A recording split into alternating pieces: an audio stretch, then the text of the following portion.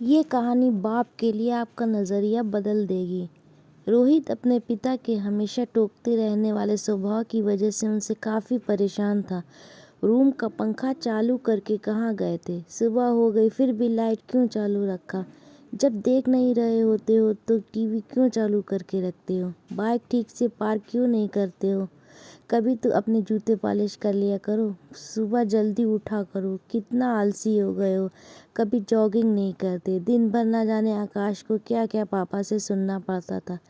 अभी बच्चा थोड़ी हूँ मैं, इतना बड़ा हो गया हूँ। 2 दिन बाद मेरे नौकरी के लिए इंटरव्यू होना है और पापा का बर्ताव किसी छोटे बच्चे जैसा है मेरे साथ। एक बार मुझे नौकरी लगने दो, छोड़कर चला जाऊंगा पापा को, शहर में ही रहूंगा, फिर पता चलेगा उन्हें। अभी कमाता नहीं हूं ना, इसलिए फालतू की चीज़ें सुनाते रहते हैं। पापा से नाराज़ रोहित के दिमाग में कुछ ऐसे विचार चल रहे थे। 2 दिन बीत गए और आज वही दिन था जिसका रोहित को बेसब्री से इंतज़ार था। आज उसके इंटरव्यू का दिन था। सुबह सुबह जल्दी उठकर भगवान का आशीर्वाद लेकर रोहित उस जगह पहुंच गया जहां पर इंटरव्यू होना था। जिस बिल्डिंग में इंटरव्यू था उसके गेट पर कोई भी गेट कीपर नहीं था। रोहित ने देखा कि गेट एक साइड से टूटा हुआ है, लेकिन कुछ स्क्रू फिट करने से वह सही हो सकता है।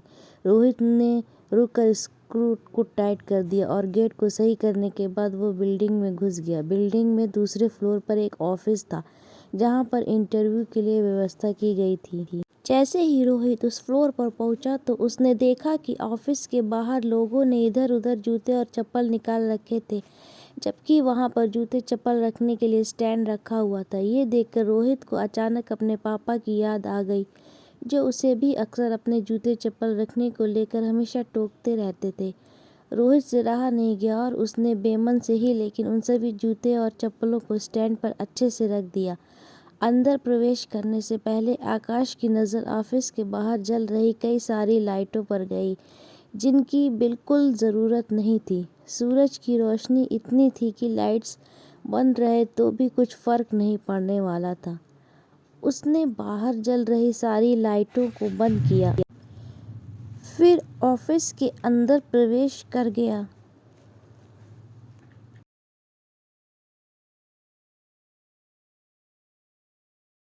रोहित ने देखा कि ऑफिस में 20 से 25 कुर्सियां रखी हैं, लेकिन आगे की 10 कुर्सियां को छोड़कर बाकी की कुर्सियां खाली हैं और उन सभी कुर्सियों के ऊपर लगे 2 पंखे बेवजह ही चालू हुए। इसने फिर अपनी आदत के अनुसार दोनों पंखे बंद किए और बाकी फालतू पड़ी कुर्सियों को एक के अंदर एक रखकर साइड पर रख दिया और वहीं पर बैठकर अपना नंबर आने का इंतज़ार करने लगा।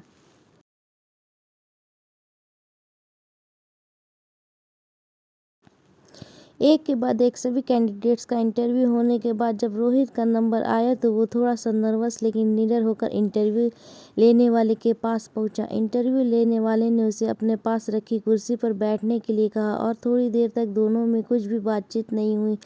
फिर इंटरव्यूअर ने रोहित से पूछा, तुम कल से नौकरी ज्वाइन कर सकते हो क्या? रोहित की कुछ समझ में नहीं आ रहा था कि ये उसके नौकरी पक्के होने की कंफर्मेशन है या फिर कोई ट्रिकी सवाल। बाद में इंटरव्यू लेने वाले जब सैलरी और क्या काम करना है ये बताया तब रोहित को यकीन हुआ कि उसकी जॉब पक्की हो गई है। आकाश बहुत खुश था लेकिन समझ नहीं पा रहा था कि ना कोई सवाल ना एक्सपीरियंस के बारे में पूछा। फिर कैसे उसे जॉब के लिए फाइनल कर लिया गया।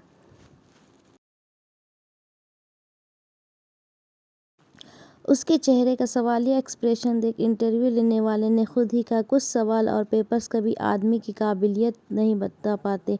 हमने इस बिल्डिंग में प्रवेश करने से लेकर प्रतीक्षा कक्ष तक कुछ व्यवस्थाएं सेट कर रखी थी, वही आप सभी के लिए परीक्षा थी। हमने सीसीटीवी पर देखा कि आने वाले सभी कैंडिडेट्स में आप ही एक अकेले ऐसे थे जिन्होंने गेट के स्क्रू ठीक करने से लेकर बेवजह चल रहे बल्ब और पंखे बंद किए। ऐसा कर आपने अपना चीज़ों को यूटिलाइज करना और बचत का रेजोल्यूशन कम करना जैसे गुण दिखाए। आगे बढ़कर अपने बूट और चप्पल और कुर्सियां ठीक करके दिखा दे कि आप अपने काम के लिए कितने वफादार हो सकते हैं। बस हमें इतने गुण काफ़ी थे आपको नौकरी पर रखने के लिए। पूरी बात समझ आने पर रोहित को फिर से अपने पापा याद आए और उनकी गई हर बात। लेकिन इस बार उसके मन में कड़वाहट नहीं थी, क्योंकि उसे आज समझ में आया था कि पापा ने उसके लिए उसकी मूर्तिकार का किरदार निभाया था, जो अपने मूर्ति को सुंदर और कीमती बनाने के लिए उस पर कितनी बार छीननी और हथौड़ी चलाता है। रोहित, जो नौकरी मिलते ही अपने बाप से दूर भागने की सोच रहा था, वो नौकरी का कन्फर्मेशन लेटर और साथ में मिली 1 महीने की एडवांस सैलरी को घर पहुंचते ही अपने बाप के कदमों में रख देता है। उनसे माफ़ी मांगते हुए कहता है कि पापा, मुझे माफ़ कर दीजिए, मैं आपको समझ नहीं पाया। अपने बेटे के लिए आंखों में खुशी और गर्व के आंसुओं के साथ पापा रोहित को गले लगा लेते हैं और उसके सिर पर प्यार से हाथ फेरते हुए उसे आशीर्वाद देते हैं। दोस्तों, जब भी आपके पेरेंट्स आपको कुछ कहें तो उसके पीछे का कारण ज़रूर जानने की कोशिश करना। कभी डांटें या टोकें तो उसके पीछे के सद्भाव को समझने की कोशिश करना। एक बार आप अपने लिए गलत सोच सकते हैं, मगर आपके पेरेंट्स नहीं। दोस्तों, चैनल को ज़रूर से सब्सक्राइब करें और वीडियो को लाइक करें।